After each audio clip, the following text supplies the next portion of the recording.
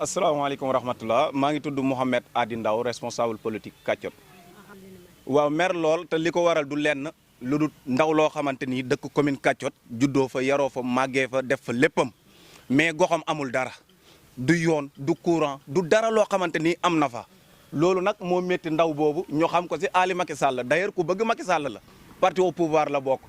bëgg Macky Sall lool mais ñoom seen dëkk malheureusement amul dara. mu ne du toog noppaale loolu fu mu toll loolu lay xeex soxlawut si ñaar dërëm li muy dundee moo koy ñaqal boppam mais li nga xamante ni intérêt askan wi la du dëñ di jog di ko wax di si kaas ñu xëy à notre grande surprise ñu wooñu ne tey dañ koo porte plainte mu war a wuyu si fii si gendarmerie bu Kaffrine li ñu foogoon mooy maire la am ak problème mais bi ñu ñëwee ba yegg si lu ñu gis moo gën a toj suñu xol benn waay boo xamante ni kenn xamut fu mu bàyyeekoo dëkkul Kaccot jotewut ak waa Kaccot dara nekkut fa électeur nekkut fa conseil bu dee ne moom maire dañoo xaritoo woon démb loolu seen problème personnel la mais li nga xam ne Kaccot moo ko moom doomi Kaccot ñooy taxaw ñu xeexal ko seen bopp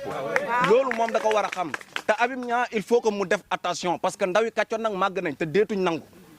nangu te li ñu war a fa ñuy war a yóbbu Kaccot ñu juddoo Kaccot namp meewu Kaccot ñooy liggéey Kaccot il faut que moom mu xam loolu te nag le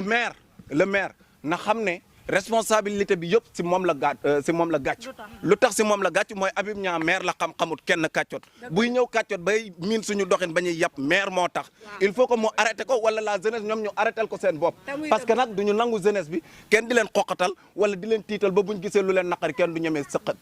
waaw te tey